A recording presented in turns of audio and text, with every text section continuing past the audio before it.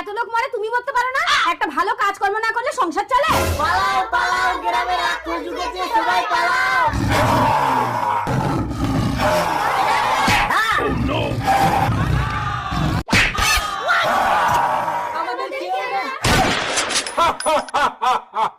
আমার ভয়ে সবাই গ্রাম ছেড়ে পালিয়ে যাচ্ছে। আজ থেকে এই গ্রামের মালিক শুধু আমি। গ্রামের গরু ছাগল ধরে ধরে খাবো আর এই ঘরে এসে ঘুমাবো। যাই দুটো ছাগল খেয়ে আসি, তারপরে এই ঘরে এসে ঘুমাবো।